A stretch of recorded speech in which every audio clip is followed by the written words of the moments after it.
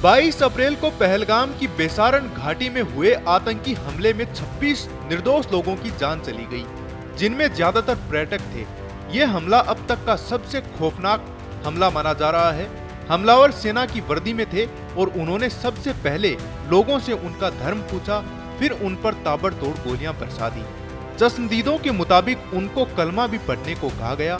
इस हमले ने पूरी कश्मीर घाटी को हिलाकर रख दिया। जांच में जिन नामों का सबसे पहले खुलासा हुआ, उनमें आदिल हुसैन ठोकर उर्फ आदिल गुरी का नाम सबसे ऊपर है। सुरक्षा एजेंसियों का कहना है कि आदिल लश्कर-ए-तैयबा से जुड़ा हुआ है और इस हमले की योजना उसने पाकिस्तान से आए आतंकियों के साथ मिलकर बनाई। बताया जा रहा है कि आदिल ने 2018 में वाघा बॉर्डर से वैध तरीके से पाकिस्तान की यात्रा की, जहां उसने आतंक की ट्रेनिंग ली। इसके बाद वह चुपचाप वापस लौट आया और अब स्थानीय नेटवर्क को सक्रिय कर रहा है। गुरुवार रात को सुरक्षा बलों ने त्राल में एक तलाशी अभियान चलाया। इस दौरान 2 घरों में विस्फोट हुए। इनमें से एक मकान आदिल गुरी के परिवार का था और दूसरा एक अन्य संदिग्ध का। आदिल की बहन ने मीडिया से बातचीत करते हुए दावा किया कि उसका परिवार बेकसूर है। उसका कहना है कि मेरा एक भाई जेल में है और दूसरा मुजाहिदीन है, लेकिन हमने कुछ नहीं किया है, फिर भी हमारा घर उजाड़ दिया गया।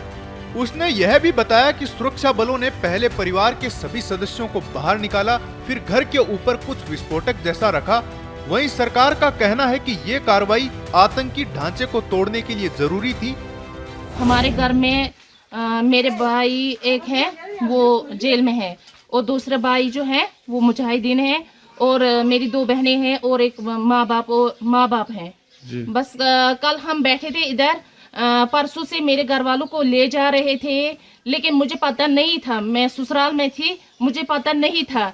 तो मुझे कल डॉक्टर के पास आना था, तो मैंने घर वालों को फ़ोन किया, मैं उधर आऊँगी। मैं यहाँ पे जब आई तो यहाँ मैंने किसी को नहीं पाया, ना मेरी माँ थी यहाँ, ना कोई घर में कोई था ही नहीं। 6 बजे मैं यहाँ पर पहुँची, यहाँ पे कोई नहीं था। उसको पुलिस वाले उसको ले गए थे, मेरी माँ को भी ले गए थे। तो ऑलरेडी मेरी जो बहनें 2 थी और मेरे अबू वालिदैन साहब जो थे, उनको क्या 3 दिन पहले ही उनको ले गए थे वो। तो फिर क्या हुआ, मैं यहाँ पर बैठी थी, सिक्योरिटी फोर्स जब आए, उन्होंने हमें सबको निकाला बाहर दूसरे नेबर्स के घर में।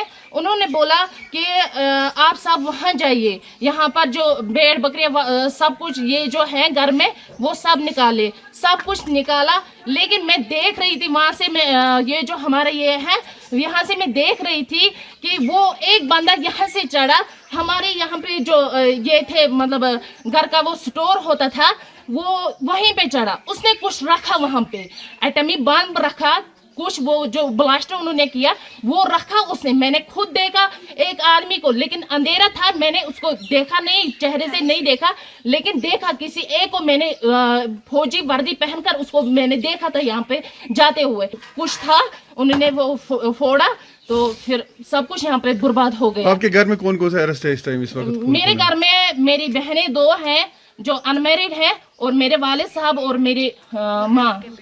पहलगाम में जो अटैक हुआ है, उसके बारे में आपका भाई का कोई इन्वॉल्वमेंट है, क्या लग रहा है आपको? हमें कुछ पता नहीं है, वो जाने, सरकार जाने, उनका काम है, उनकी जिम्मेदारी है। वो हमारे भाई को पकड़े, कहाँ से वो पकड़ेंगे, हमें उससे कोई लेना देना नहीं है। हम घर वाले बिल्कुल इनोसेंट होते हैं। सेना के मुताबिक मकानों में रखे बारूदी सामान से घर में विस्फोट हुआ था।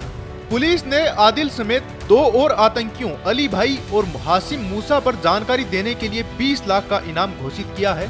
तीनों को इस हमले के मास्टरमाइंड बताया जा रहा है। इनकी तलाश में पूरे इलाके में सुरक्षा कड़ी कर दी गई है। जगह जगह चेकिंग हो रही है और ड्रोन से निगरानी भी बढ़ा दी गई है। हमले के बाद से घाटी में डर का माहौल है, गाँव में सन्नाटा है और लोग सहमे हुए हैं। एक तरफ आतंक के नेटवर्क को खत्म करने की कोशिशें तेज हैं, तो दूसरी ओर स्थानीय परिवारों की पीड़ा को लेकर सवाल भी लगातार उठ रहे हैं।